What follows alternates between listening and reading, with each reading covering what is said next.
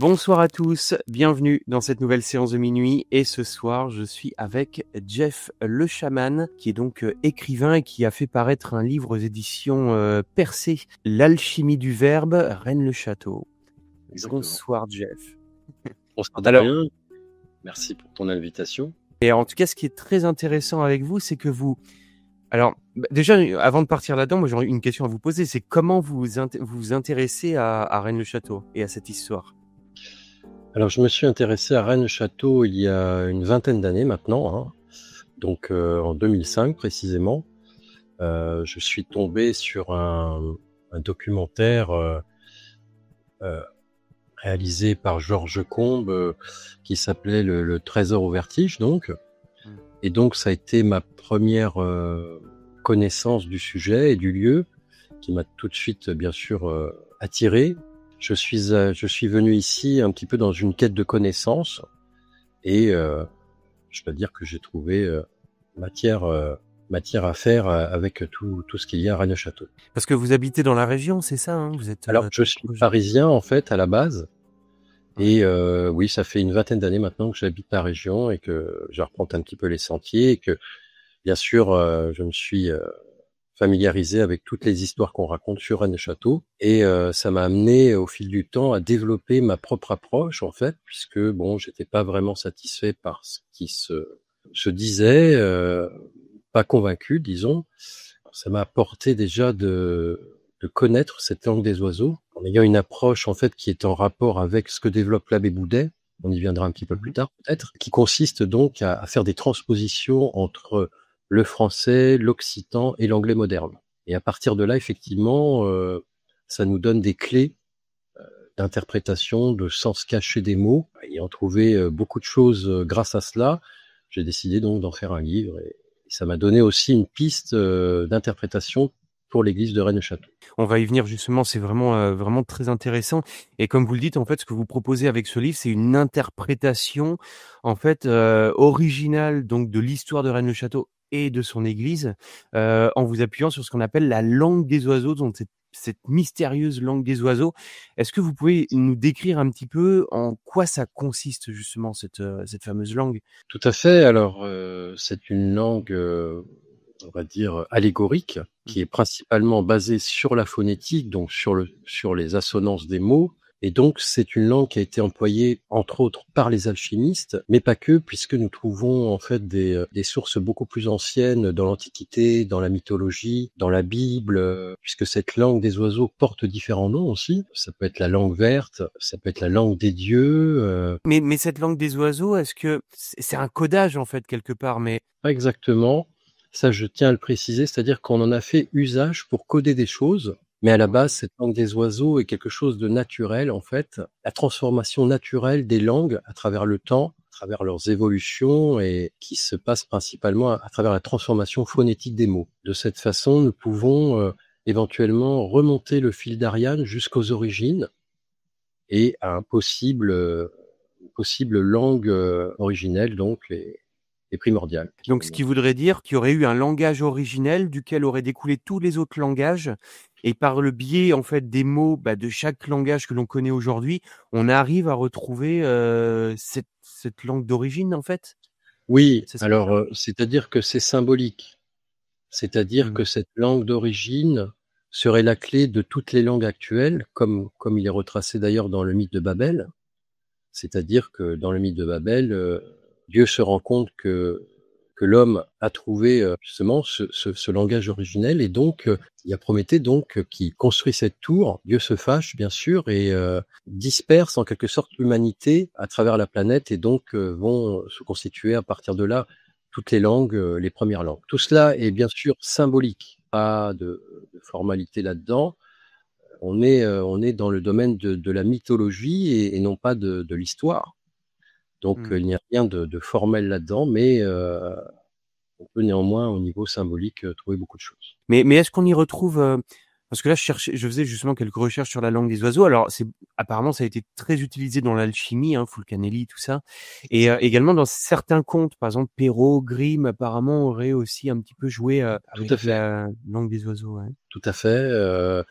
Tout cela, encore une fois, pour nous transmettre des choses qui sont assez profondes, qui touchent beaucoup de sujets comme la psychologie humaine, puisque le principe en psychologie est donc basé sur ce qu'on appelle les archétypes. Et donc un archétype, c'est un modèle qui est présent en chacun de nous dans notre inconscient et que sans que nous nous en rendions compte, nous reproduisons.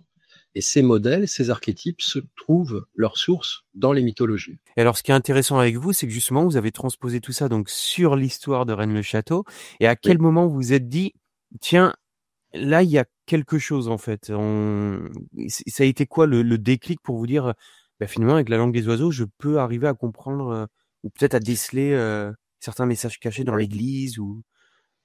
Oui, alors la première étape a été un déclic, puisque j'ai mis en fait 2 informations majeures qui pour moi m'ont ouvert l'esprit sur ce sujet et m'ont fait trouver beaucoup de choses. C'est premièrement que de savoir que la source des mots prend son étymologie, encore une fois, dans le nom des dieux. Dans le mot étymologie, par exemple, on a l'anagramme de mythologie. Si on déplace les lettres, voilà. C'est Tolkien aussi qui nous rappelle ça. Tolkien, donc, pour le présenter brièvement, est donc l'auteur célèbre du Seigneur des Anneaux, que tout le monde connaît, mais était aussi un grand professeur d'université en Angleterre et avait la qualité donc de philologue, c'est-à-dire qu'il comparait tout un tas de langues anciennes et contemporaines, de même que l'abbé Boudet. Tolkien nous enseigne que pour créer un langage, puisqu'il en a créé comme des langages elfiques par exemple pour le Seigneur des Anneaux, pour la Terre du Milieu donc, il nous explique brièvement que il a fallu créer des légendes et des mythes pour donner une source au sens des mots. Donc à la langue elfique qu'il avait inventée. Et donc c'est en fait le même processus que nous avons dans nos langues communes, puisque par exemple nous avons des tas de mots assez faciles à retrouver, comme le mot érotique qui vient du dieu Eros, le mot hécatombe qui vient de la déesse Hécate, le mot orphelin qui nous vient d'Orphée. Vous voyez, donc on peut trouver la source du sens des mots anciens à travers les mythes qui sont concernés. Et là, justement, donc pour ce qui est de Rennes-le-Château. Par rapport à Rennes-le-Château, je crois que la première question qu'il faut se poser, c'est quel était le but de l'abbé Saunière? Pourquoi a-t-il construit tout cet édifice, le domaine, et la restauration de l'église aussi de manière aussi luxueuse pour un endroit à l'époque qui était très pauvre? Il faut le rappeler.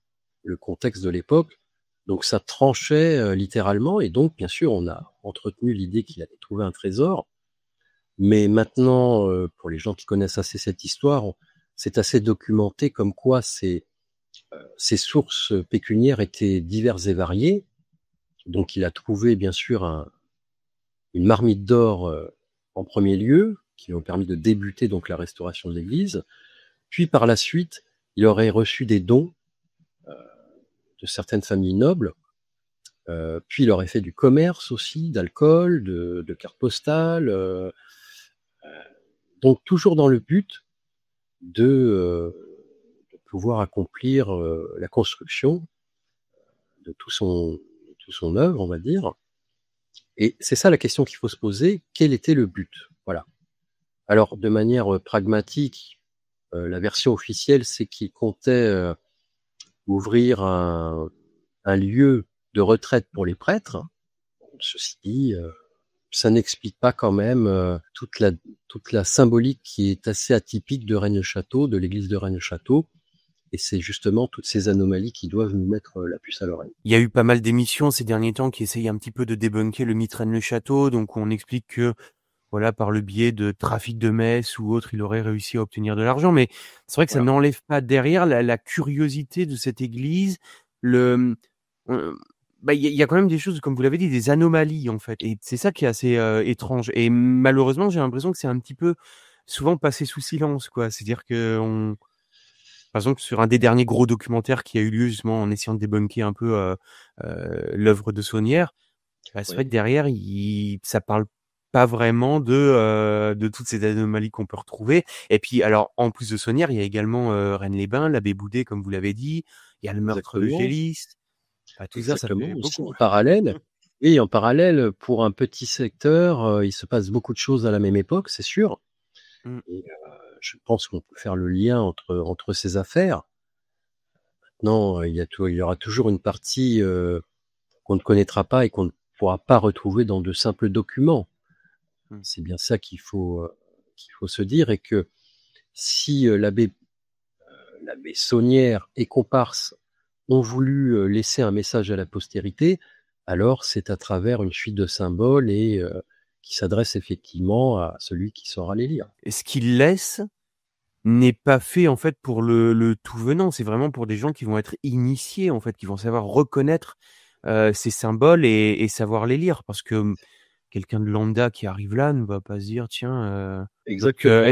est-ce que ça veut dire que, par exemple, lui faisait déjà partie d'un cercle d'initiés? On ne sait pas précisément, on sait que son frère fait partie du cercle de Narbonne, un regroupement d'ecclésiastes qui prônaient une certaine unité religieuse. Et donc on peut supposer en tout cas que l'abbé Saunière faisait partie de cercles fermés, peut-être une société secrète, mais on ne peut pas la nommer, de groupes d'intellectuels qui ont pu essayer de transmettre un secret qui concernait la région, en fait. Et moi, justement, j'ai une question là-dessus et c'est quelque chose que j'avais pas forcément posé à toutes les autres personnes que j'ai pu interviewer sur le sujet, mais on sait que quand Saunière arrive à Rennes-le-Château, Boudet et Gélis, en fait, sont déjà en place depuis déjà plusieurs années. Enfin, ça fait même, au moins 20 ans qu'ils sont sur place, je pense.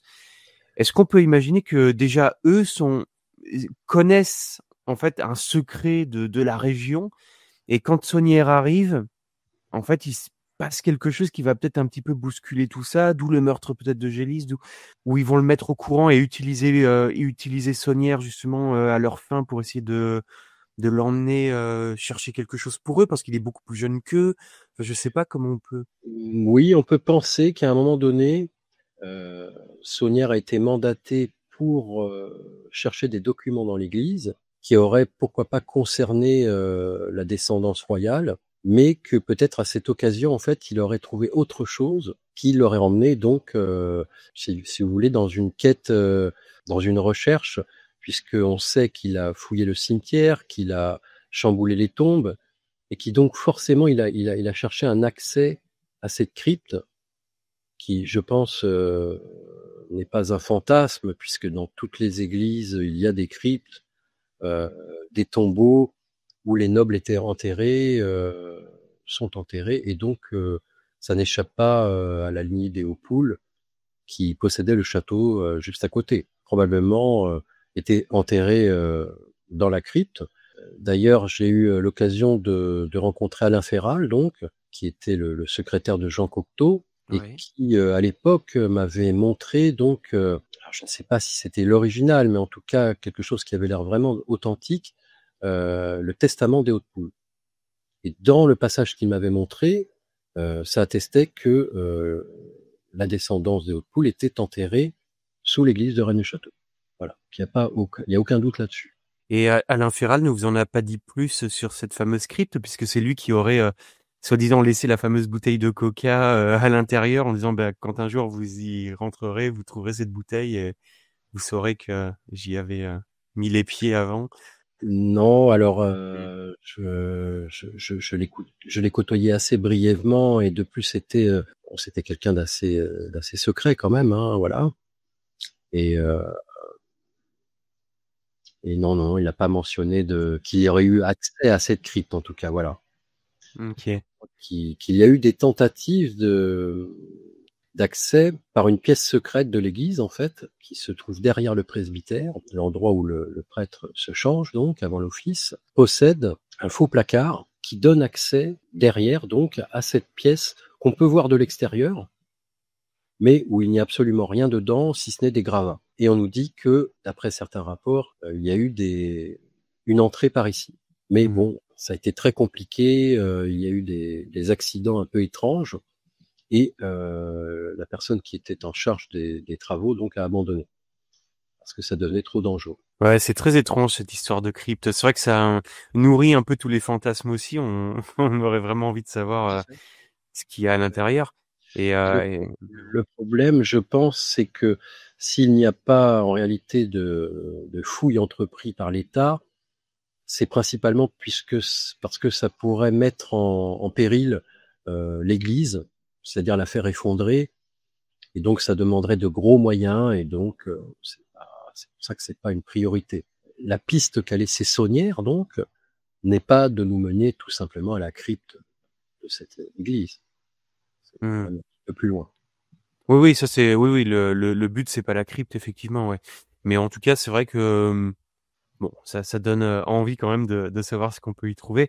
Mais alors du coup, pour en revenir à Saunière et ce codage de l'église, le codage même de son de son domaine en entier, hein, parce que même le placement des tours et cetera, peut aussi être vu comme quelque chose de particulier. Tout à fait, qui se répond comme en miroir. Mmh. On peut le voir vraiment de diverses manières. Par exemple, ces fameuses tours. Donc vous avez la tour Magdala en pierre qui monte donc vers le ciel avec un escalier en colimaçon qui monte. Et puis vous avez une tour en verre de l'autre côté. Et si vous les superposez, vous pouvez en faire une tour complète, si vous voulez. Vous voyez, c'est au niveau, c'est de l'ajustement, c'est parfait. Et Mmh. donc, de voir comme ça, déjà un clin d'œil à la dualité, tout simplement, choses qui se répondent en miroir, l'aspect matériel, l'aspect spirituel, et qui se complètent, bien sûr. La question, c'est de savoir, mais où ça nous mène en fait tout ça? Parce que c'est bien beau de coder le domaine, de faire tout ça, mais derrière c'est un message, un Effectivement, alors, ce qu'il faut comprendre en alchimie, selon moi, je ne suis pas un alchimiste opératif, mais pour moi, l'alchimie concerne aussi la philosophie. C'est-à-dire que nous pouvons envisager une philosophie qui transforme notre vision du monde, et de ce fait, nous transforme aussi au niveau du cœur et de notre perception du monde. Et je pense que la quête alchimique, autant que la quête du Graal, et autant que celle de Rennes-le-Château, se rejoignent là-dessus, c'est-à-dire qu'elle nous propose un chemin initiatique afin de retrouver, pourquoi pas, une philosophie ancienne qui concernait les premiers chrétiens et qui était partagée en partie par les cathares, par exemple. ouais, donc on serait pas sur un trésor, Matériel, non, pas du tout, selon matériel, ouais. moi. Ça a été un peu la légende qui a été entretenue pour le touriste, j'ai envie de dire. Après, des histoires de trésors, il y en a. Il y en avait avant l'abbé Saunière, Louis Fédier qui en parle déjà avec le trésor des Visigoths, donc qui, bien sûr, qui a un rapport avec le trésor de Jérusalem que les Visigoths auraient volé à Rome, etc. Bon, tout cela reste des hypothèses, des légendes, et malheureusement aucune découverte n'a été faite dans ce sens.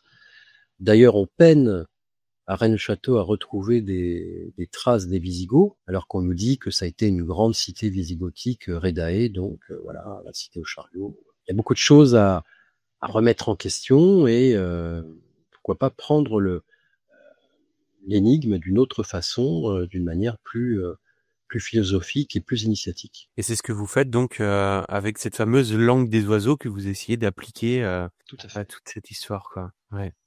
Alors du coup, comment on peut, démarrer là pour essayer de voir justement, bah, je sais pas, par exemple des exemples de la langue des oiseaux et ce qu'on peut retrouver sur le terrain, par exemple, à Rennes-le-Château, qui nous fait penser que, bah, il y a bien quelque chose en fait, en lien avec ça? Qu'est-ce qui est Comme je vous le disais, déjà, il y a ces fameuses gargouilles à l'entrée qui, à mon sens, ce sera assez compliqué de leur trouver une autre signification, mais ça reste ouvert. Sachant qu'à l'entrée, nous trouvons 2 gargouilles, donc, dont l'une nous tire la langue, un personnage qui nous tire la langue, et l'autre gargouille, la seconde, représente une statue à tête de chat portant des ailes. Donc nous pouvons trouver déjà le rébus, langue des oiseaux. Et après, cette tête de chat donc peut s'interpréter d'une certaine façon. Pour moi, c'est un clin d'œil au catharisme. Les spécialistes en la matière attestent de cela, qu'il peut y avoir un lien étymologique entre cathare et cat, donc le chat en anglais. Et si nous voulons trouver des confirmations par rapport à cela, nous savons très bien que pendant l'Inquisition, les chats étaient aussi la cible de bûchers, et donc déclarés faisant partie en quelque sorte de l'hérésie et associés au diable, comme l'ont été les cathares. Donc, hein. C'est un premier symbole majeur qui peut vouloir nous dire que, il faudra, faire usage de cette langue des oiseaux pour lire les symboles dans l'église. Oui, puis en plus c'est situé à l'entrée, donc c'est comme si ça Tout donnait à un fait. petit peu le ouais. Tout à fait. Ça donne le ton, dès le portail et donc après, nous tombons sur une autre sentence. Mais bon, peut-être on y reviendra après, mais Ah moi j'ai envie de vous demander alors comment vous arrivez à analyser, le fameux diable qui nous accueille avec le bénitier et les 2 lettres qui sont dessus d'ailleurs vous analysez aussi, de façon assez intéressante, ce que je me suis efforcé de trouver dans l'église, c'est un fil conducteur qui relie à peu près tous les symboles ensemble dans une cohérence et non pas de prendre chaque chose, de manière disparate et donc cela nous donne effectivement, un fil conducteur. Tout part, de ce diable, puisque c'est le premier élément quand on rentre. Mmh. Donc dans ce bénitier, bien sûr, il y a plusieurs degrés d'interprétation. Il y a un niveau alchimique, très basique où on nous montre les 4 éléments donc. Mais ce diable donc, est plutôt curieux puisqu'il supporte un bénitier en forme de coquille Saint-Jacques et donc cette coquille Saint-Jacques est associée à Vénus, à la déesse Vénus et à la naissance de Vénus, comme dans le tableau de Botticelli. Et donc ça va être notre fil conducteur, pour nous guider sur la voie. Effectivement, nous avons ce bénitier, nous avons, un cartouche avec les lettres BS placées juste au-dessus du bénitier. Et effectivement, dans la région de Rennes-les-Bains, qui n'est pas très loin donc, nous trouvons 2 cours d'eau que sont la Blanque et la Salse, qui commencent par B et S, et qui se rejoignent effectivement à un niveau qui font penser pourquoi pas à un bénitier et qui pourquoi pas pourrait nous orienter sur la piste du secteur. Ensuite, nous pouvons passer un certain nombre d'éléments dans l'église au grill, je dirais, de la langue des oiseaux pour nous faire entendre d'autres choses. Le mystère philosophique de Rennes-le-Château, pour moi, concerne ce qu'on appelle donc l'immortalité, qui est le but ultime des alchimistes, encore une fois. En trouvant cette pierre philosophale, ils accèdent à l'immortalité. Tout ça est symbolique. Et qu'est-ce que l'immortalité? L'immortalité est la fin des réincarnations terrestres. Donc en quelque sorte, ça symbolise une forme de libération, comme on peut le trouver dans l'aspiration cathare aussi, puisque les cathares aspiraient à rejoindre ce qu'ils appelaient le plérôme, donc le royaume du vrai Dieu spirituel, et se détacher du monde matériel, donc qui pour eux était l'œuvre d'un faux Dieu corrompu en quelque sorte.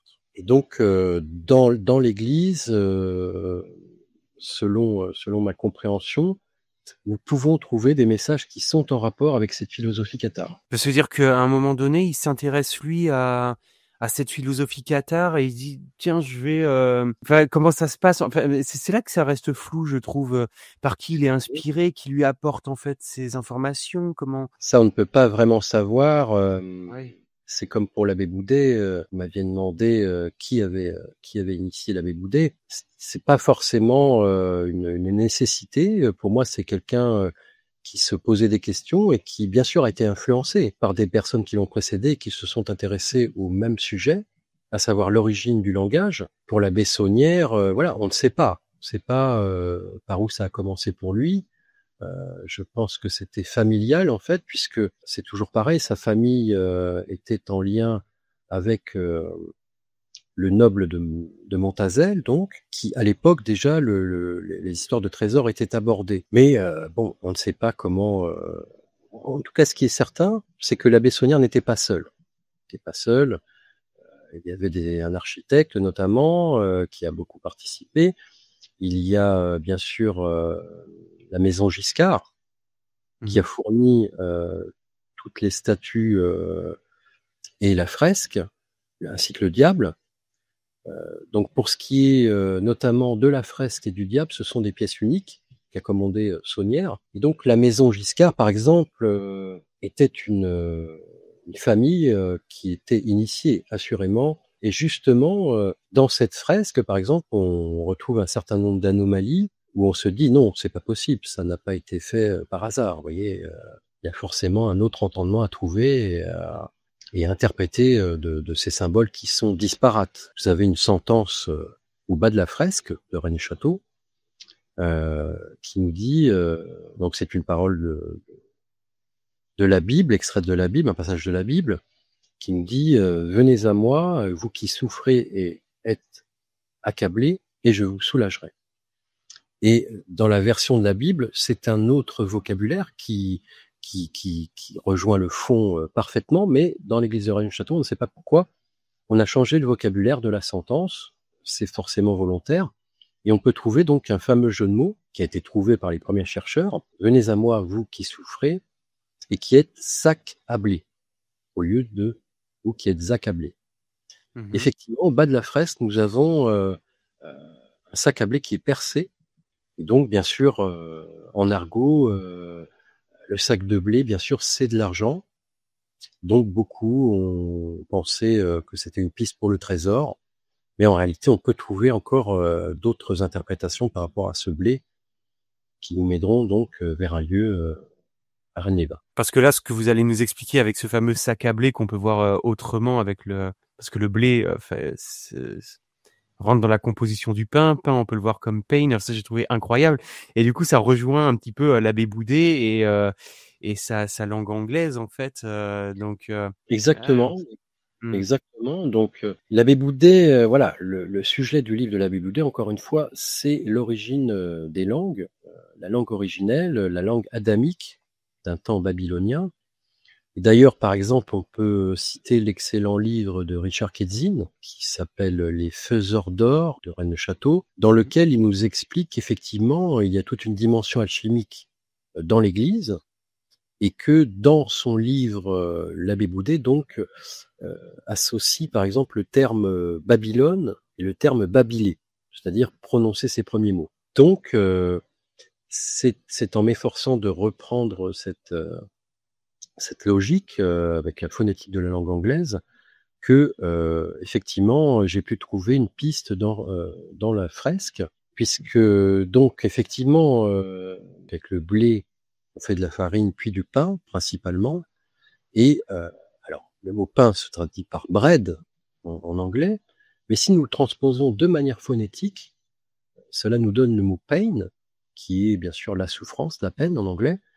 Et donc on est vraiment dans le ton de la fresque. Il faut rappeler aussi que nous avons l'hostie qui est une galette de blé et qui représente symboliquement donc le corps de Jésus en souffrance durant le chemin de croix. Et donc c'est un symbole majeur évidemment dans le culte chrétien. Pour confirmer cela, donc nous avons la présence effectivement d'un personnage féminin qui porte un tablier retroussé avec des miches de pain à l'intérieur, et cela nous fait penser à Sainte-Germaine de Pibrac ou encore à Sainte Roseline, qui sont les actrices de ce qu'on a appelé le miracle des roses, c'est-à-dire que ces saintes-là ont apporté du pain aux pauvres et elles n'en avaient pas le droit, et lorsqu'on leur a demandé d'ouvrir leur tablier, miracle, à la place du pain, il y avait des pétales de rose. Voilà. Donc cela peut nous donner aussi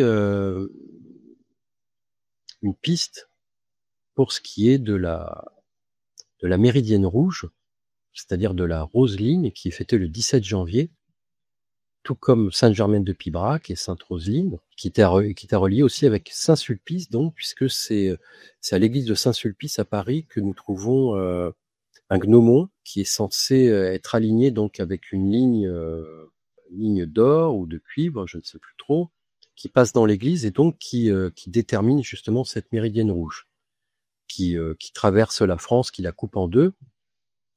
Et cette méridienne rouge, justement, passe sur un endroit, donc à Rennes-les-Bains, entre autres, évidemment, qui s'appelle le Cerbaillroux. Et donc le Cerbaillroux, en occitan, ça veut dire le Cerbère. Le Cerbère, c'est bien sûr, dans la mythologie grecque, le monstre chimérique qui garde l'entrée des enfers, donc sous-entendu des mondes souterrains. Et donc, ce qui peut déjà nous donner un premier indice, et surtout, bien sûr, sur cette colline, nous trouvons la pierre du Pin, qui est une pierre ronde assez étrange et dont nous parle bien sûr l'abbé Boudet dans son livre. Donc, le livre de l'abbé Boudet s'appelle La vraie langue celtique et le cromlech de Rennes-les-Bains.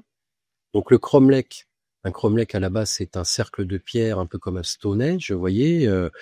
Voilà, c'est une figure assez commune dans le monde celte, on va dire. Et il nous donne une étymologie dans son livre, Crum, qui veut dire la mie de pain. Mmh. Donc, et c'est vraiment au centre du sujet. Et donc, nous avons effectivement cette pierre un peu mystérieuse et sacrificielle en forme de miche de pain qui se trouve donc sur le Cerbaïrou, tout proche de Rennes-les-Bains. Et ce Cerbaïrou, donc, est cerné par 2 cours d'eau que sont la Blanque et la Salse, donc, Oui, donc on en revient à ce qui est marqué sur le bénitier. Mmh. c'est ça. Sachant que, bien entendu, le sel en alchimie est très important. Donc, nous avons cette, disons, beaucoup d'éléments qui nous amènent sur cet endroit. Et vous, personnellement, vous êtes allé sur place un petit peu, Tout à fait. Ce que j'ai pu remarquer, il y a déjà une vingtaine d'années, hein, de cela, c'est que quelqu'un avait creusé en contrebas de cette pierre, une sorte de tunnel assez important. Donc quelqu'un s'est donné du mal pour creuser là-dessous. Peut-être que j'arrivais trop tard et quelqu'un est passé par là et a trouvé quelque chose. Pourquoi pas, on ne sait pas. mmh. Mais en tout cas, tout nous amène à cette pierre. Peut-être que ce n'est pas la pierre en elle-même, mais que c'est dans le secteur, vous voyez, ce n'est pas loin. Du coup, pour en revenir un petit peu à l'abbé Boudet et son livre et donc le codage qu'on peut retrouver dans l'église, est-ce on peut imaginer que ce soit Boudet lui-même qui va un petit peu, influencer Saunière? Est-ce qu'on peut imaginer qu'il y a un jeu d'influence comme ça sur lui, et peut-être que c'est Boudet est peut-être la tête pensante de tout ça et qu'il essaie par le biais de Mhm. Saunière de je sais Alors, pas. on sait que les deux hommes se connaissaient, Mmh. ça c'est certain, hein, ils se rencontraient de temps en temps, voilà. Mais on n'a pas vraiment la teneur de leurs échanges. Encore une fois, s'il y a quelque chose de secret, ce ne sera pas documenté ou dans des archives. Donc on ne peut à ce stade-là que spéculer, malheureusement.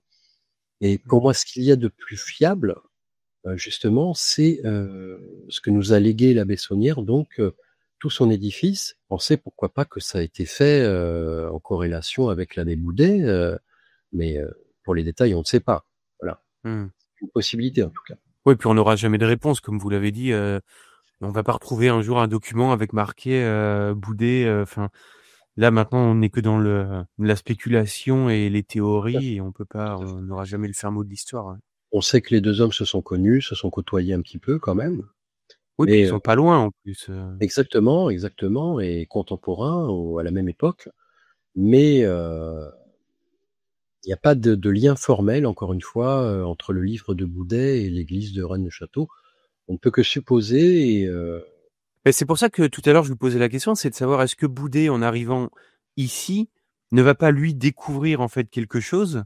C'est-à-dire que ce lieu serait peut-être un lieu très ancien ou, peut-être que déjà auparavant, je sais pas, il était utilisé, alors je ne sais pas à quelle fin, mais, comme vous l'avez dit, il y a une sorte de pierre assez étrange. Est-ce que il y avait déjà pas d'autres je sais pas, de civilisations avant qui avaient utilisé cet endroit parce qu'ils y avaient vu quelque chose de particulier et que Boudet va le redécouvrir derrière et va essayer de le remettre un petit peu à ça, je ne saurais dire, puisque en fait, je ne prétends pas avoir résolu l'énigme, hein, simplement je donne oui, une piste qui me semble intéressante. Heu, mais ce qu'on est certain, c'est qu'il y a eu le passage de plusieurs civilisations, donc notamment les Romains, mais aussi, les Celtes, plus anciennement.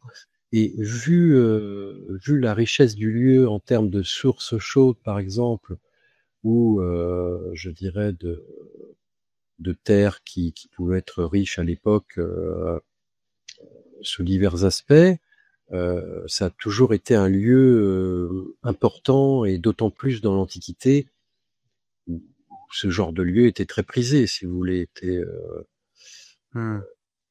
pouvait servir de cure, vous voyez, déjà à l'époque, etc. Donc, Bah, comme Rennes-les-Bains au final. C'est vrai que ça a tout à été fait. un endroit de terme romain. Il y a encore des vestiges, donc c'était un endroit oui, mmh.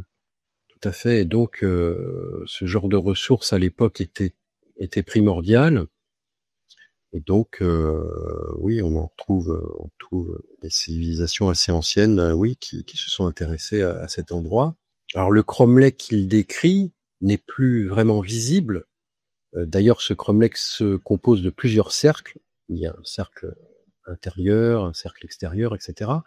Donc, qui s'étend sur plusieurs kilomètres autour de Rennes-le-Château, de Rennes-les-Bains, pardon. Et ça peut ça peut tenir la route. Certainement qu'il s'est inspiré d'autres choses, qui n'a pas sorti de ça de sa propre tête. Et puisqu'on retrouve quand même certaines pierres placées en fonction des solstices, alignées par rapport aux solstices, voyez.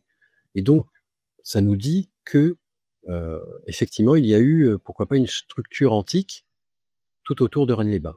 Ça, c'est pas plus farfelu qu'autre chose. Il s'agit simplement d'avoir l'esprit ouvert. Et quand vous dites une structure antique, ce serait quoi? C'est-à-dire que ça aurait été un endroit qui aurait été encerclé par une sorte de mur, comment? Non, simplement un certain nombre de pierres levées, d'édifices sacrés pour les Celtes, Ah oui, d'accord. Ok. des dolmens, et qui forment en quelque sorte un cercle dans une forme de cohérence par rapport au cycle solaire, voyez, et pour calculer justement les cycles, les périodes de l'année, etc. Voilà, Hmm. les saisons. Et et aujourd'hui, on ne retrouve plus rien de tout ça. On Il y a retrouve pas. quelques vestiges que décrit donc l'abbé Boudet dans son livre. Il y a donc cette pierre du Pin, il y a la fontaine du Cercle, il y a la pierre du Dé, qui éventuellement, alors on ne sait pas si cette pierre est arrivée là naturellement ou si elle a été un peu aidée. Euh, Ça peut éventuellement faire penser à un dolmen. De toute façon, le Cerbeirou est une colline en fait qui est traversée par énormément de galeries souterraines. Il y a des mines, une mine de jet notamment, qui est épuisée et qui est très dangereuse d'accès aujourd'hui. Mais en tout cas, il y a beaucoup d'entrées, de trous qui, euh, qui démarrent de cette colline. Donc, ce qui sous-entend aussi qu'il peut y avoir, pourquoi pas, quelque chose d'important, une nécropole ou des vestiges, tout simplement, assez profondément, quoi. Voilà, pourquoi pas. Et qu'est-ce que vous en pensez, vous, de ces histoires, disons que potentiellement quelqu'un d'important aurait pu être enterré dans le coin? Oui, c'est une possibilité. Pourquoi pas d'ailleurs un Romain important. Euh, alors il y a eu cet épisode à l'entrée de Rennes-les-Bains qui est quand même assez curieuse, on peut la nommer, on peut en parler. C'est-à-dire ça remonte environ un peu plus d'une vingtaine d'années. Il y a eu de fortes pluies un été et s'en est suivi un éboulement à l'entrée donc de Rennes-les-Bains. Actuellement il y a un parking donc qui est juste à l'entrée, et puis vous avez la cure qui n'est pas loin. Et donc il y avait eu un éboulement, et certaines personnes ont été témoins d'une sépulture qui était cachée dans le flanc de la montagne. Et très vite, les autorités ont été prévenues et sont venues sur place, les militaires ont sécurisé l'endroit, et très rapidement, ils ont bétonné cette fameuse entrée qu'on peut encore apercevoir à l'entrée de Rennes-les-Bains. Donc, hein, Mhm. il y a une sorte de calvaire, une croix devant, et on n'en sait pas plus. Et ce qui est étonnant, c'est que les autorités n'ont pas choisi d'en faire une attraction touristique, vous voyez, comme une découverte archéologique, par exemple. Ils ont mis ça sous le boisseau, et on ignore la raison. En tout cas, c'est assez étonnant. Ouais, c'est particulier quand même parce que pourquoi le murer et le cacher comme si c'était quelque chose qu'il fallait absolument pas dévoiler? C'est quand même. Exactement, ça fait comme une porte, vous voyez, complètement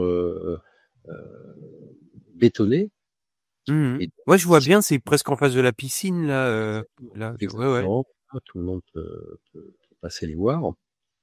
Donc ça fait partie des histoires concrètes et récentes sur lesquelles on peut se poser des questions, et voilà, quelle est la position des autorités, que savent les autorités par rapport à ce qu'il y aurait sous Rennes-les-Bains et dans le secteur en général.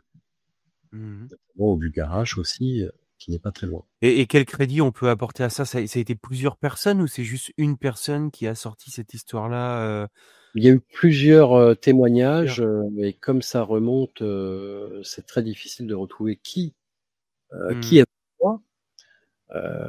On n'a que cette cette porte, comment dire? Oui, qui a été bouché quoi, Bétonnée, qui rebouché. reste, Ouais. voilà, avec une croix devant, donc pour bien signifier qu'il y a quelque chose quand même, comme une tombe.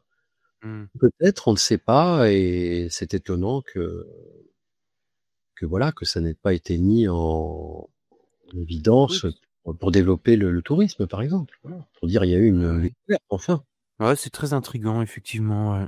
On va se demander pourquoi ce serait aussi gênant en fait, Oui, voilà, qu'est-ce que ça cache finalement? On ne veut pas qu'on apprenne, ça reste un mystère.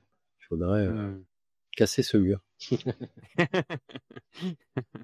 Et donc du coup, pour en revenir à cette langue des oiseaux, est-ce qu'il y a d'autres, enfin, où est-ce que vous, ça vous a mené? C'est-à-dire qu'à force, bon, on voit que là, par le biais de ces jeux de mots et cetera, donc ça vous emmène comme ça sur une sorte de jeu de piste, mais ça s'arrête en fait comme ça, de façon abrupte et vous comment ça fonctionne en fait pour vous? Est-ce que vous continuez malgré tout à chercher, à essayer de comprendre, ou est-ce que Oui, ça vous mène à un mur aussi et derrière? bah, c'est-à-dire que oui, pour l'instant, je suis, convaincu que ça nous mène à un certain lieu, et malheureusement, c'est très compliqué d'aller plus loin et d'aller vérifier qu'est-ce qu'il se passe, là-dessous. Y a-t-il vraiment quelque chose? Est-ce vraiment la bonne piste? En tout cas, ce que je peux dire, c'est que ça m'a apporté une vision, philosophique assez profonde, et à trouver des liens symboliques, si vous voulez, qui sont parfois même un peu dérangeants, mais qui concernent aussi, je dirais, le mystère de Jésus et de Marie-Madeleine, qui est basé donc à la fois sur l'amour, je dirais pas forcément charnel d'ailleurs, entre Marie-Madeleine et Jésus, et la mort, puisque nous trouvons effectivement cette phonétique entre les deux mots, l'amour, la mort. Effectivement, dans le mythe qui fait la qualité d'apôtre de Marie-Madeleine, c'est cet épisode de la résurrection, donc, où Marie-Madeleine reçoit l'initiation, la parole de Jésus après sa résurrection. Ce qui en fait l'apôtre des apôtres, donc, celle qui détient le secret de l'immortalité. D'ailleurs, nous pouvons nous appuyer sur l'évangile de Marie-Madeleine, qui a été retrouvé à Nagamadi, donc il n'existe qu'un seul exemplaire dont il manque les premières pages, et dans la 7e page, donc, qui est la première consultable, eh bien, premièrement, on nous dit qu'il n'y a pas eu de péché originel, donc ça, c'est très, très surprenant. Et puis, Jésus nous dit donc, par l'intermédiaire de Marie-Madeleine, que c'est notre nature adultère qui nous amène dans le péché et donc dans la mort. Donc ça nous emmène sur des réflexions philosophiques de cet ordre, et ça nous amène à nous dire, par exemple, que nous avons cet instinct de survie qui est ancré en nous et qui nous pousse à procréer, et qui est présent dans toute la nature, vous voyez. Et donc c'est comme cet instinct de survie qui se trouve notamment dans la procréation, pas que, mais dans la procréation de l'espèce, donc, dans la continuité de l'espèce, dans la survie de l'espèce, en fait, est ancré au plus profond de notre psychisme. Nous avons des symboles qui sont très répandus, qui sont très connus, comme par exemple ce fameux triangle avec un œil à l'intérieur, qu'on appelle Mmh. l'œil d'Horus, et qui est basé en fait sur le nombre 666. Alors, quel serait le rapport entre tout ça? Je vais tenter d'expliquer un petit peu. Si vous voulez, symboliquement, notre œil humain perçoit le monde en 3 dimensions. Donc, il faut préciser que ce symbole, le triangle, c'est un triangle équilatéral qui forme 3 angles de 60 degrés. Donc, nous avons déjà le 666, puisque le 0, symboliquement, ne correspond à rien. Là, nous ne sommes plus dans la dimension mathématique purement ou géométrique, mais bien symbolique. Donc ce chiffre 6, c'est la 6e lame du tarot, donc l'amoureux, et c'est connecté à la 6e lettre de l'alphabet, la lettre F, donc le feu. Et nous savons que, en quelque sorte, quand il est question d'amour ou de sexualité, il est question aussi de chaleur. Tout ça se rejoint. Et ce qui fait le lien entre tout ça, c'est la lumière. La lumière qui se dit lux, donc en latin, et nous avons ce mot luxure. Et donc le lien entre tout ça, si vous voulez, c'est que symboliquement, l'œil de Dieu, c'est le soleil. Le soleil qui donne la lumière et par laquelle nous pouvons percevoir le monde par le biais de cette lumière. Sans cette lumière, ce serait très compliqué. Pour donner l'une des interprétations de ce fameux œil d'Horus, donc, qui est l'œil de Dieu, qui analogiquement est aussi l'œil humain, c'est comme si nous étions hypnotisés en quelque sorte par la beauté. C'est pas forcément le cas de tout le monde, mais par défaut, on va dire que c'est comme si nos sens étaient habitués par la nature à une certaine beauté. Donc tout cela nous montre que, en jouant sur le langage, en fait, nous pouvons commencer à percevoir toute cette dimension symbolique qui en fait nous concerne, qui concerne le fonctionnement de notre perception du monde. Voilà. En fait, c'est comme dans une kabbale, si vous voulez. C'est comme dans la kabbale hébraïque, si vous voulez. Il y a toute une dimension numérologique à travers le Mmh. langage qui se répond en fait et qui nous donne des indices sur ce qu'est véritablement le monde dans sa partie cachée. C'est-à-dire qu'il n'est Mmh. pas perceptible à l'œil nu. Si vous voulez, cette figure du 666, en réalité, c'est comme le nombre d'or. Ce sont des données que l'on retrouve partout dans la nature. Ça peut être par exemple dans l'espace, puisqu'on sait qu'un cercle se compose de 360 degrés. Donc encore Oui. une fois, nous avons le 3, le 6, le 666, donc puis le 0 qui Mmh. compte pour du beurre.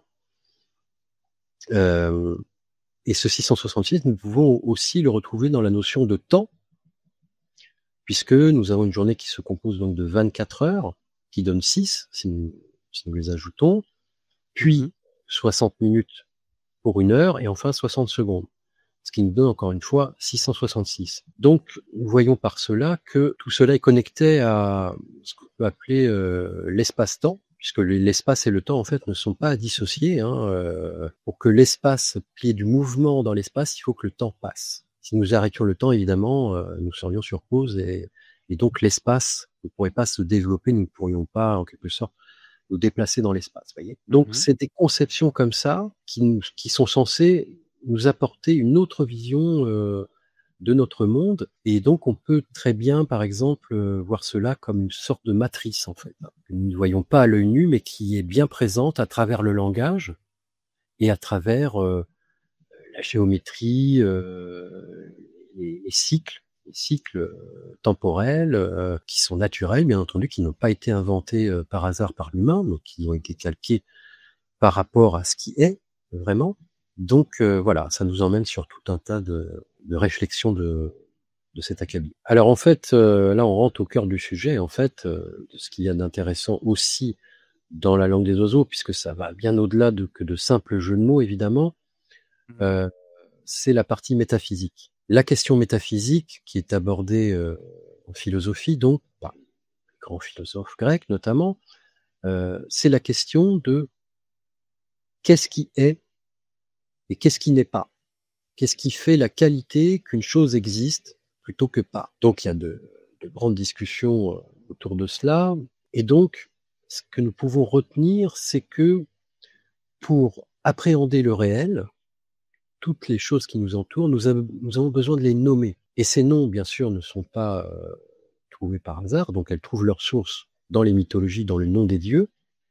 Donc, par cela, les dieux sont créateurs, puisque en nommant les choses, nous les faisons exister, en tout cas à un niveau conscient, voyez. Et donc, le réel n'est qu'un concept, finalement. Nous décrétons que telle chose existe, puisque nous lui donnons un nom. Et donc, c'est pour cela que, par exemple, dans le mythe monothéiste, Dieu est associé au verbe, bien sûr, le verbe être, le verbe qui fait exister le monde. Donc, c'est toute cette dimension-là qui est vraiment puissante, et qui peut nous amener à beaucoup de réflexions, mais que je ne souhaitais pas d'ailleurs aborder dans mon livre, pour laisser libre le lecteur de se faire sa propre idée, en fait, et de ne pas imposer ma vision des choses. Ouais, mais c'est passionnant parce que ça veut dire qu'en fait, cette langue des oiseaux pourrait, en fait, au-delà, comme on l'a vu tout à l'heure, dissimuler, enfin, voilà, être de simples doubles sens ou des jeux de mots, en fait, des jeux de sons, des choses comme ça, être une sorte de langage codé qui permettrait de cacher, j'ai envie de dire des vérités scientifiques ou spirituelles, en fait. à fait, les deux. C'est-à-dire que c'est le principe, si vous voulez, le langage est le support de la pensée. Mmh. Sans le langage, rien n'est possible et donc, à un niveau terrestre, humain, nous avons besoin du langage pour penser, puis pour créer des choses. Et donc, dans ce sens-là, au niveau vraiment primordial du langage, ça a été vu comme quelque chose de magique. Et d'ailleurs, ça le reste, il y a toute une dimension magique dans le langage, puisque ça peut être utilisé, par exemple, pour des formules secrètes, en magie, par exemple. Vous voyez, il y a tout un tas de langage secret qui a été développé autour de pratiques magiques. Mmh. Ça a été le cas d'un fameux monsieur qui s'appelait John Dee, qui nous a parlé donc de la langue des anges, qui est un autre nom, c'est le nom que je cherchais au début, la langue des anges, donc pour définir encore une fois la langue des oiseaux, puisque par analogie symbolique, en fait, les anges représentent les oiseaux, ont la même fonction que les oiseaux dans les mythologies plus antiques. Les anges sont venus remplacer ce symbole, en fait. Voilà. Oui, je crois que c'est dans la tradition soufie que les oiseaux sont des âmes en quête de Dieu, en fait. Je crois que c'est dans C'est ça, le langage des oiseaux d'Attar, un truc comme ça, je crois. c'est ça, l'histoire du simorgue, donc, qui dans la tradition soufie nous raconte un chemin initiatique où il y a la huppe qui mène les autres oiseaux qui nous représentent tous, chacun, vers ce simorgue qui représente lui-même l'absolu ou encore le Graal, si vous voulez, voilà. Et donc, pour rebondir un petit peu sur ça, les oiseaux sont un symbole de l'esprit, puisque Mmh. les oiseaux évoluent dans l'élément de l'air, c'est-à-dire sont libres, et étymologiquement, l'esprit veut dire, se traduit par un souffle, donc de l'air. Pour faire des petites transpositions en anglais, par exemple, vous avez le mot spirit, qui veut dire esprit en anglais, et en grec ancien, c'est spirate. Donc il n'y a que une voyelle qui change. En langue des oiseaux, les voyelles peuvent être interchangeables, peuvent être doublées, etc. Il ne faut pas trop, en quelque sorte, en tenir compte, puisqu'elles n'influent D'accord. pas trop sur la phonétique. Voilà. On peut dire que les premiers hommes parlaient naturellement cette langue des oiseaux. Et là, ça nous emmène effectivement vers une dimension poétique, c'est-à-dire vers, si vous voulez, l'harmonie sonore des mots, qui n'était pas structurée en langage à proprement parler, avec des règles d'orthographe strictes ou de grammaire, mais qui était plutôt libre. Donc on peut penser que cette langue des oiseaux est comme la mémoire de la formation des premières langues, que ça reprend le même procédé et que donc nous pouvons, grâce à cela, interpréter certains symboles en usant donc de jeux de mots, de phonétique. Ça rejoint complètement, en fait, le livre de Boudet, donc à se demander si lui, n'était pas aussi, en train Exactement, d'essayer de nous. exactement. Alors, sans qu'il veuille vraiment nous initier à proprement parler, je pense que Boudet a voulu scientifiquement, justement, prouver ce lien phonétique entre les langues, entre des langues diverses, anciennes, mortes et contemporaines, donc, et qu'il a essayé de le faire valoir de manière scientifique, puisqu'il a envoyé son livre à beaucoup d'universités. Il a envoyé aussi un exemplaire en passant à la reine d'Angleterre, donc à certaines universités anglaises, dans le but qu'ils étudient sa théorie et que, pourquoi pas, il la valide. Voilà, on a fait dire beaucoup de choses à ce livre. On lui a fait dire que que ce livre était codé. Donc cela nous vient en fait d'un certain Pierre Plantard, qui a influencé Gérard de Sède, qui lui-même a écrit un livre, L'Or de Rennes, dans lequel, entre autres idées reçues, il a été dit que ce livre de l'abbé Boudet était codé. Selon moi, ça s'est transformé en une idée reçue, et en fait, cela nous fait passer à côté du vrai sujet du livre, et qui, pour moi, est très puissant, vraiment, et qui, euh, qui m'a donné aussi cette clé pour découvrir la langue des oiseaux de cette façon-là. Ouais, parce qu'on peut imaginer que Plantard, il avait quand même il avait quand même un but dans toute cette histoire. Il y avait une sorte de Oui, plan. Donc, est-ce qu'il n'a pas aussi un petit ouais, peu des fois fait dire des choses à des éléments exactement. voilà. C'est-à-dire que Plantard est postérieur à l'abbé Boudet. Ça, nous le savons, hein, Hmm. c'est historique, je veux dire. Et donc, à la manière parfois d'une certaine franc-maçonnerie, entre guillemets, entre certains groupes initiatiques, ces groupes-là reprennent des choses à leur compte. Et c'est ce qu'a fait un petit peu Père Plantard avec le livre de Boudet et avec les histoires de Gisors, de Rennes-le-Château, c'est-à-dire qu'il a repris à son compte ces histoires pour les arranger à sa sauce, si je puis dire, et pour dire, voyez, ce que je raconte, en fait, ces gens-là racontent la même chose, alors que pas du tout. Voilà. Ouais, C'est c'est pareil. pour ça que c'est pour ça que j'ai du mal moi avec Plantard. J'ai l'impression qu'il arrive dans cette histoire et que à partir de là, en fait, il y a ça bifurque, c'est-à-dire qu'il y a l'histoire d'avant, donc Rennes-le-Château, et après il y a Exact. l'histoire que va créer Plantard en utilisant en fait cette histoire de Rennes-le-Château, mais qui n'a plus rien à voir après avec le reste. On a l'impression qu'il va utiliser tout ça à ses fins personnelles alors on le sait, Exactement. parce que c'est pas un personnage enfin c'est un personnage assez particulier, assez sulfureux quand même, Plantard. Oui, on va dire que voilà, assez peu recommandable C'est moralement ça. parlant. Mais Mmh. au-delà de faire un procès du personnage, c'est surtout par rapport à ce qu'il a développé, qui, encore une fois, nous empêche de voir la véritable énigme, nous emmène sur d'autres pistes qui, à Exactement. ce jour, n'ont rien donné du tout de spécial. Et donc, Mmh. pour moi, on s'écarte du sujet. Pour moi, Plantard n'a plus rien à voir avec la Bessonnière. C'est une récupération. Voilà. Ouais, moi je suis tout à fait d'accord avec vous, c'est exactement comme ça que je le vois.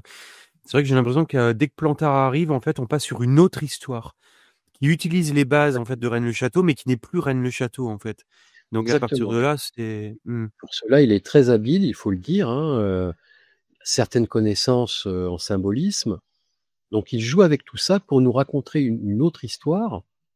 Et il faut dire que ça a bien fonctionné, hein, mais malheureusement au détriment, selon moi, de la véritable histoire et de ce que veut véritablement nous transmettre la Bessonnière et comparse. mmh. Ouais, parce qu'on a l'impression qu'il essaie de créer une sorte de mythe qui est créé toute pièce en fait, ce qu'il tente de faire avec Gisors, ce qui avant. Exactement, Mmh. exactement. Il ne parvient pas à ses fins avec Gisors, donc il se rabat sur cette histoire de la Bessonnière, de Rennes-le-Château, qui était déjà connue, hein, à l'époque, puisqu'il y Mmh. avait déjà eu ces articles dans la presse relatant du Quereau au milliard, donc, comme quoi la Bessonnière aurait trouvé un formidable trésor, etc. Donc, ce n'est pas comme si c'était connu de personne. Non, il a Bien sûr. entendu parler de cette histoire et il a voulu la reprendre à son compte. Et d'ailleurs, voilà, d'autres cercles comme par exemple le Hiéron du Val d'Or voulaient diffuser l'idée que par exemple les Celtes, avant l'arrivée même de Jésus, étaient au courant et donc avaient témoigné sur leur monument de symboles chrétiens, on va dire. Ce qui est totalement farfelu. Ce qui est totalement farfelu. Et donc, c'est pareil, on a repris ce livre de l'abbé Boudet et on lui a fait dire que c'était codé et qu'en fait, alors je ne sais plus ce qu'on lui a fait dire à ce livre exactement, mais bon, c'est pareil, à ce jour, personne n'a pu donner, à mon sens, un décodage qui tienne la route. Je sais qu'il y en a qui se sont attelés à cette idée et qui ont donné des théories. Bon, pourquoi pas? Je suis pas là du tout pour les dénigrer ou les voilà. Simplement, je ne partage pas cette idée, bien que ce soit un livre assez difficile à lire. On nous parle bien de langage, voilà, et pas Oui, d'autre chose. c'est-à-dire qu'en fait, on peut le prendre au premier degré en fait, ce livre-là. Ça parle de Oui, langage, ça parle de tout voilà. à fait. Par exemple, vous avez dans les premières pages la résurrection de la vraie langue celtique. Alors, puisque l'abbé Bouddha a employé le terme résurrection, ça nous fait penser à la résurrection du Christ. Et en fait, non. Si on comprend bien le sujet du livre, il nous parle d'une langue morte, donc la résurrection d'une langue morte. Vous voyez, Mmh. ça a un sens très simple en réalité, Et c'est pas pour ça que c'est inintéressant et pas mystérieux, vous voyez, hein. Mmh. Le langage, ça nous emmène vraiment vers quelque chose de profond et Ouais, simplement que voilà, ouais. l'entendre s'en est servi à ses fins pour nous raconter d'autres histoires, Pour nous pour nous raconter autre instruire chose différemment. effectivement. Voilà. Mmh. Ouais, ouais, c'est là que c'est super intéressant parce que du coup, ce qu'on comprend avec vous, c'est que Boudet était au courant qu'il existait une sorte de langage originel et il essayait peut-être de nous ramener en fait vers ça, de nous faire Oui. comprendre que Oui, il y a eu des précurseurs avant Boudet qui ont traité du sujet. Il y a eu Ernest Renan, et donc l'abbé Boudet certainement s'appuyait euh, déjà sur ses précurseurs pour développer son idée. Je dirais que c'est principalement sa recherche personnelle, et qu'après il a voulu la partager avec des personnes assez intellectuelles, de type des professeurs, des choses comme ça, pour mmh, pouvoir finalement valider sa théorie. valider cette théorie, ouais. Voilà, et pourquoi pas ouvrir d'autres perspectives sur le langage et cette quête du langage primordial, voilà. Mais alors ce qui serait intéressant, c'est de savoir est-ce que Boudet a eu l'idée, Mmh. en fait, de parler de ce langage originel après avoir trouvé quelque chose dans la région, de Rennes-les-Bains? C'est ça, en fait? Est-ce que la région de Rennes-les-Bains est le berceau de quelque chose, que lui aurait découvert? Alors comment lui est venu, ce goût de la recherche à la fois donc «linguistique» entre guillemets, puisque c'est pas on peut pas dire linguistique puisque ça ne s'appuie pas sur des règles de linguistique, donc c'est pas de la pure linguistique, hein.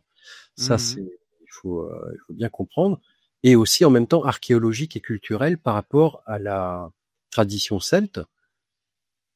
Donc d'où lui est venu ce goût, on ne sait pas, voilà, on sait que Oui. sa famille est à Axat, pas très loin, mais on ne sait pas d'où lui est venu ce goût, autant pour les mots que pour, l'archéologie. Mmh.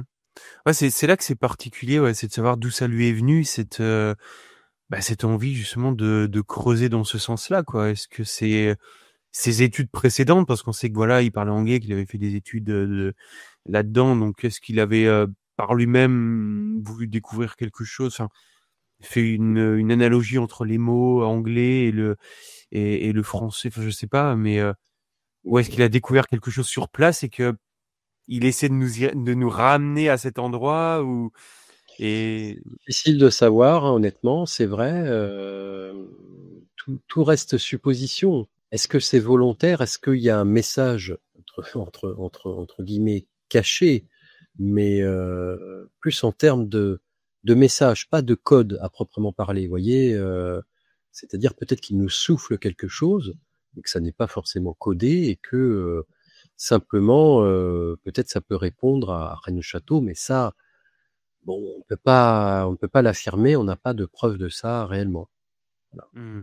Simplement, on peut voir que ça peut fonctionner, et qu'à partir de la théorie de Boudet, on peut trouver des choses en langue des oiseaux, et jusqu'à dans l'église de Rennes-le-Château.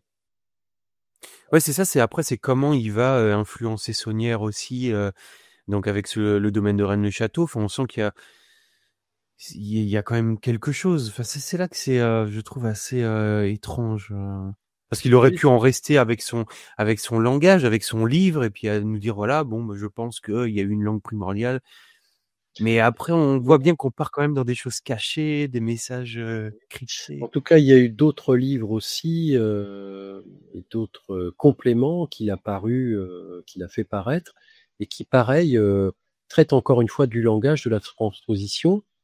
Il y a par exemple, toute une étude sur les voyelles qu'a effectué Boudet. Mmh. Donc ça rejoint entièrement la langue des oiseaux. Alors, il ne parle Oui. pas de la langue des oiseaux dans son livre, il ne parle pas non plus de Jésus ou voilà, ou d'autres choses. Non, non, son propos, c'est vraiment d'établir ce lien phonétique entre plusieurs langues. S'il y a un autre but, s'il veut nous emmener, sur quelque chose, on ne sait pas. Et ces autres publications de Boudet, elles ont été également, analysées comme a pu l'être la vraie langue celtique? Moi, j'en avais pas vraiment Pas entendu parler. vraiment.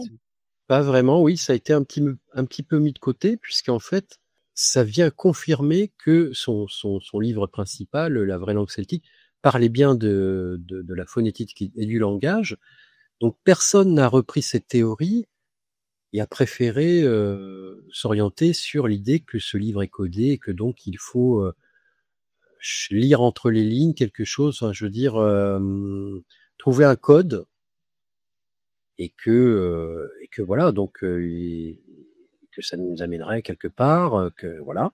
Mais bon, à ce jour, Mmh. ça n'a pas été très convaincant, je trouve. Donc voilà, je pense que ce n'est pas le propos du livre de nous emmener forcément vers quelque part. Non, Ouais. c'est difficile d'établir vraiment le lien entre l'abbé Boudet, son livre et Rennes Château. Est-ce qu'on peut pas se dire que cette langue des oiseaux qui est utilisée par les alchimistes était pas présente à l'époque dans énormément de cercles un petit peu, Ah oui, tout à fait, voilà, et que tout du à coup, fait. bon, bah, lui en parle parce que c'est peut-être, dans ces cercles-là, bah, vu il faut se remettre aussi dans le contexte de l'époque, hein, l'alchimie et cetera. À l'époque, c'était peut-être quelque chose de qui à l'époque n'était pas si farfelu qu'aujourd'hui, quoi, et Oui, pouvait peut-être que être plus sérieux, oui, bien sûr.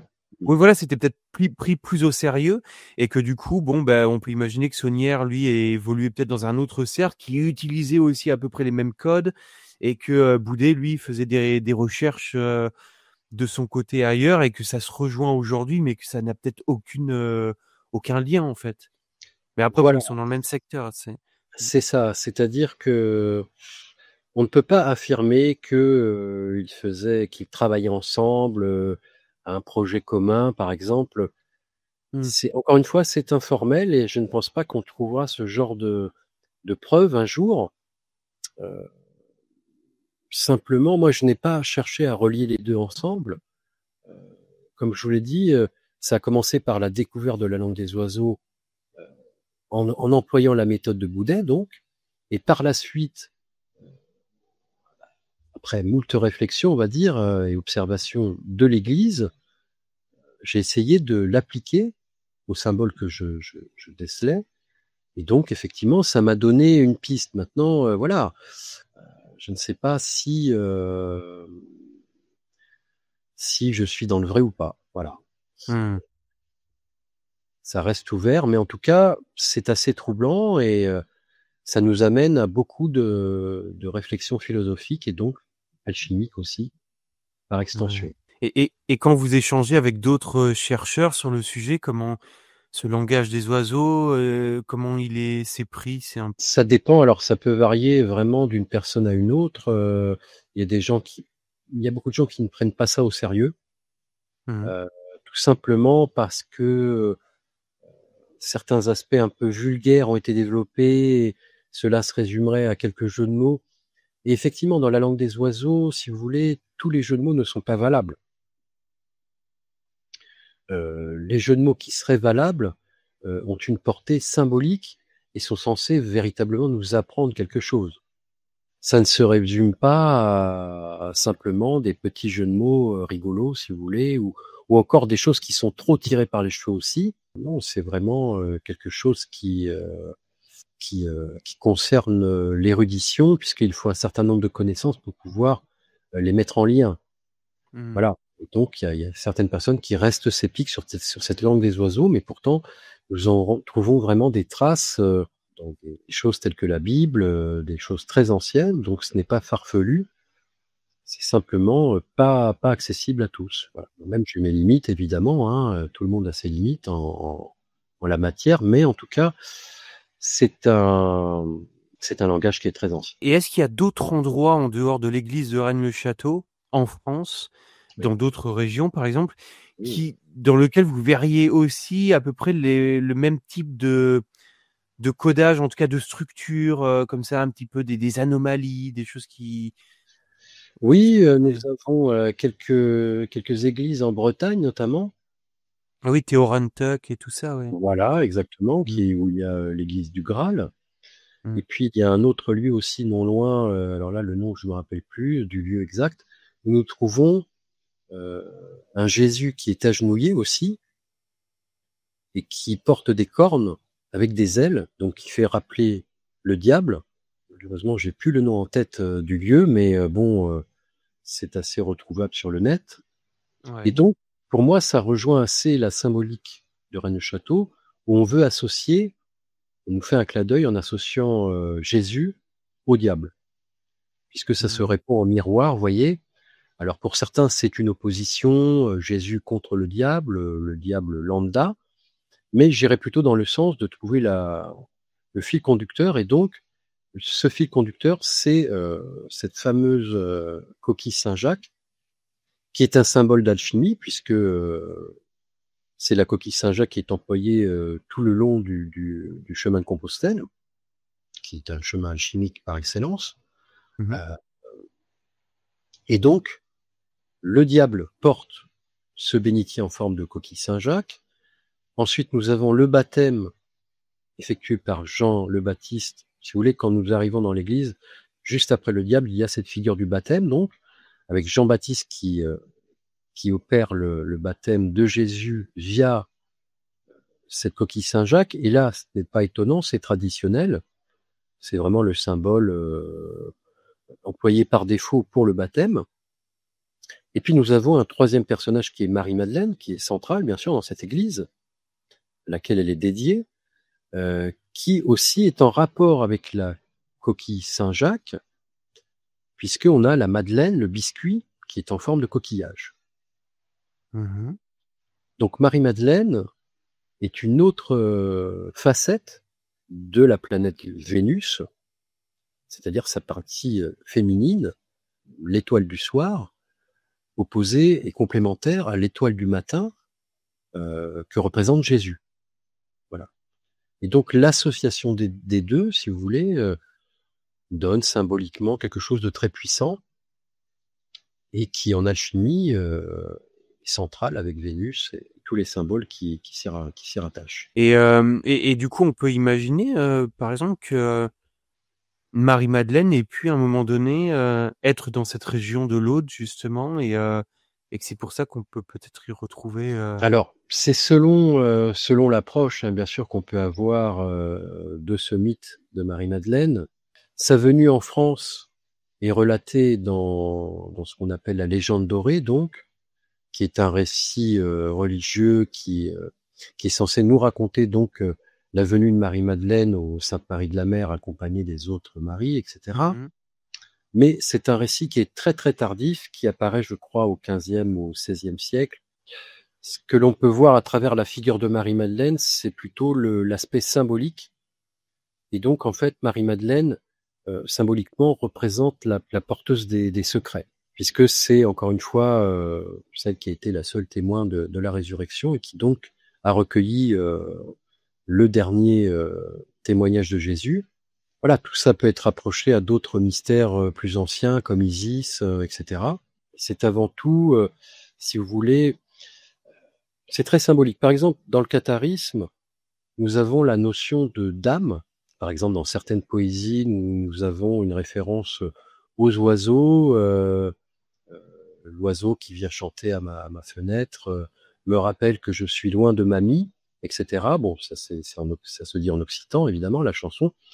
Et Mmh. ce qu'il faut entendre, en fait, c'est que symboliquement, la dame, l'amie, la compagne, représente en fait la sagesse et la doctrine cathare, l'église cathare. Voilà. Donc, nous avons cette figure du féminin qui est au cœur, pour moi, d'une certaine interprétation dans ce sens-là. Donc, Marie-Madeleine est la gardienne des secrets. Et donc, symboliquement, elle est associée au Graal. Alors, le Graal, juste pour rappeler la version chrétienne, c'est une pierre d'émeraude qui tombe du front de Lucifer. Et donc, cette émeraude, elle tombe dans la mer, nous dit-on, elle est récupérée par des marins qui ensuite vont la tailler et vont en faire la coupe du Graal. Encore une fois, c'est très symbolique. Et donc, ça nous dit bien que l'identité de ce diable à l'entrée de Rennes-le-Château, c'est plutôt Lucifer, donc, puisque ça fait le lien avec Jésus. Vous voyez. Mmh. Puis avec Marie-Madeleine, puisque dans une certaine disposition, en fait, on a la lettre M, mais c'est assez connu, c'est-à-dire que c'est en traçant une lettre M qui passe par tous les saints qui sont dans l'Église, donc Sainte Germaine le G, ensuite c'est le R. Voilà, en retraçant cette lettre M, nous avons le mot Graal. Et Le mot seul, Graal, ouais. voilà, c'est ça. Et seule la statue de Marie-Madeleine n'est pas concernée par ce tracé, ce qui sous-entend que c'est elle-même la porteuse du Graal, la porteuse des grands secrets. Et voilà. Donc plutôt que d'avoir une approche entre guillemets historique de la venue de Marie-Madeleine et tout ce qui s'ensuit, c'est-à-dire un éventuel hypothétique tombeau de Marie-Madeleine ou de Jésus, encore une fois une descendance, alors là encore moins, vous voyez, puisque ce serait complètement contraire à l'idée du catharisme, par exemple. Donc non, c'est plutôt une orientation symbolique et donc tout un cheminement alchimique et symbolique qu'il faut avoir comme interprétation de tout ça, selon ma position, bien sûr. D'accord. Ce qui fait bien sûr l'intérêt de cet endroit, puisque si c'était juste pour nous raconter quelque chose que nous savions déjà, ça n'aurait pas grand intérêt, vous voyez, ou alors pourquoi pas nous dire que oui, effectivement, tout ça est de l'histoire et que donc il y aurait un tombeau quelque part, mais bon. Ouais, selon vous, il y a pas de tombeau Pas de caché cet dans la ordre-là. région? Pas de cet Mmh. ordre-là, en tout cas, pas, puisque ça, tout cela, l'histoire de Jésus fait partie du mythe. On ne sait Mmh. pas si Dieu a existé ou pas. Je Oui, c'est dirais, ça, déjà. c'est Mmh. même pas, voilà, et c'est même pas la question en fait. L'important dans tout ça, c'est plutôt le message qui est véhiculé. Mais historiquement, bon, ça laisse un petit peu, voilà, sceptique quand même. Mmh. Mais bon, après, quand on est croyant, bien sûr, je peux comprendre que, voilà, on prenne au Oui, bien sûr, ouais, bien sûr. sens strict, voilà. OK, bah, en tout cas, c'est vraiment passionnant, toute cette histoire et on le rappelle donc, vous avez, donc mis tout ça, dans votre livre «L'alchimie du verbe», C'est ça. Rennes-le-Château. En tout cas, c'est vraiment passionnant de voir, voilà, ce qui peut se cacher derrière les mots, où on peut en arriver justement avec, cette église, et je trouve que c'est une approche qui est originale par rapport à toutes les autres approches que j'ai pu, avoir sur la chaîne parce que c'est vrai que j'ai interviewé énormément de personnes. Mais là, pour le coup, voilà, ça sortait un petit peu du lot aussi, c'était, très intéressant, ouais. Oui, ça a été un petit peu, voilà, le leitmotiv qui m'a poussé à écrire un livre, puisque ça n'avait jamais été vraiment développé dans ce sens-là. Mmh. Et pour moi, ça mérite quand même notre attention et voilà, qui sait, peut-être dans le futur, peut-être qu'on découvrira quelque chose qui viendra corroborer cette interprétation. Mais je ne prétends pas avoir résolu l'énigme, donc tout va bien. Le mystère va continuer encore. Et voilà, on espère que ça aboutira quand même un jour à quelques découvertes quand même. Mais vous pensez qu'un jour on aura le fin mot de toute cette histoire ou, ça restera un mystère, éternel? Je dirais que il faudrait pour cela qu'il y ait déjà une découverte significative Mmh. qui pourrait justement attester que tout cela n'était pas simplement du fantasme, qu'il y avait vraiment quelque chose de caché. Maintenant, il est possible que ces abbés et les gens qui les entouraient aient eu une connaissance d'un ancien trésor, mais pas spécialement matériel, vous voyez, quelque chose d'important, pourquoi pas, je ne sais pas moi, un temple ou quelque chose Mmh. d'ancien qui serait local, et qu'ils auraient voulu euh, transmettre à certains initiés les informations dont ils disposaient, sans pour autant eux-mêmes avoir retrouvé, si vous voulez, ce qu'il y avait à retrouver. J'ai vraiment l'impression que Boudet, Gélis étaient au courant déjà de quelque chose depuis bien longtemps et que l'arrivée de Saunière va un petit peu alors soit bouleverser leurs plans, soit ils vont utiliser Saunière, à certaines fins justement, et après il va se passer des choses parce que Gélis est mystérieusement assassiné. Bon, voilà, il y a des choses qui sont mais mmh, Il y a aussi le prédécesseur de Saunière, donc, qui déjà laisse comme des indices et était en connexion donc avec la famille Hautpoul. Et alors, dans cette famille Hautpoul, il y a plusieurs branches, hein, donc c'est assez complexe aussi. Mais on sait qu'il y a eu certaines branches qui étaient des fervents du catharisme, puis d'autres par la suite, qui se sont ralliés, pourquoi pas, à la branche catholique. Alors, vous voyez, Mmh. c'est assez complexe, mais on peut penser que éventuellement le grand secret pourrait concerner le catharisme et pourquoi pas des écrits, des évangiles, donc pourquoi pas de Marie-Madeleine, qui pourrait lui-même constituer le trésor des Cathares, vous voyez, qui a été évacué de Montségur. Et peut-être pourquoi pas se retrouver dans le coin à Rennes-le-Château. On ne sait pas.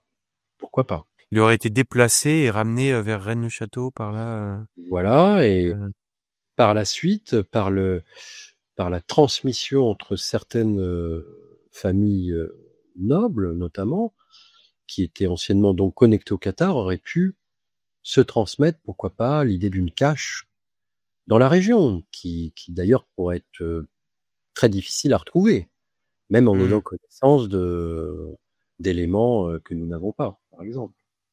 Oui, ça aurait pu très bien s'ébouler ou un effondrement de terrain, quelque chose qui bloque un accès, Voilà, ou qui rendent inaccessible, effectivement, ou qu'on n'arrive pas précisément à situer.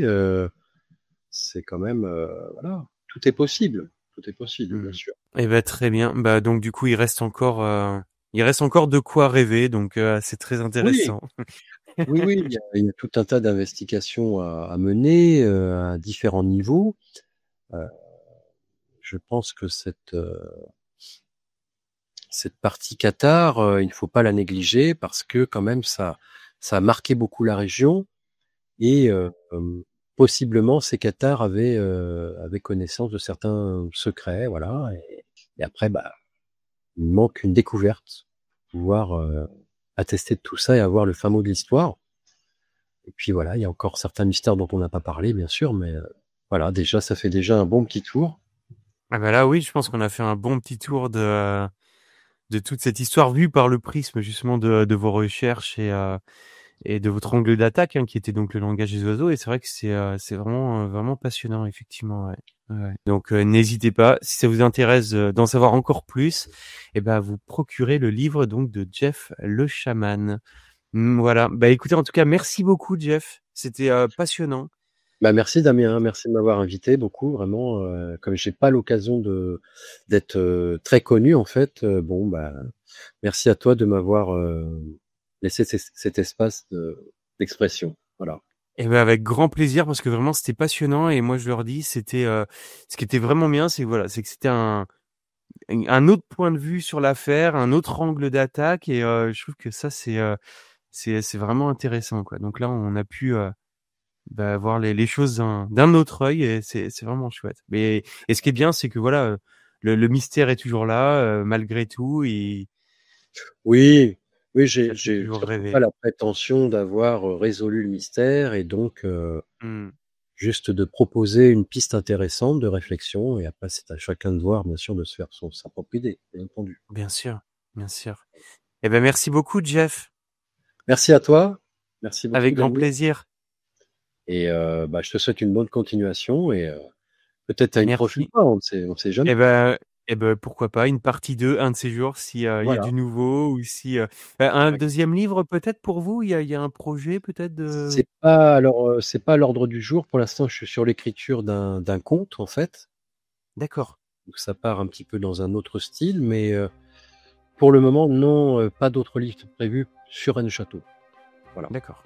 OK, En tout cas, très s'il y bien. en aura un, c'est que j'aurai vraiment découvert quelque chose. Ouais, il y aura plus de OK. Et ben, très bien. Ben, merci beaucoup, Jeff. À très Merci, merci bientôt. beaucoup. Avec grand plaisir. Merci beaucoup. Merci.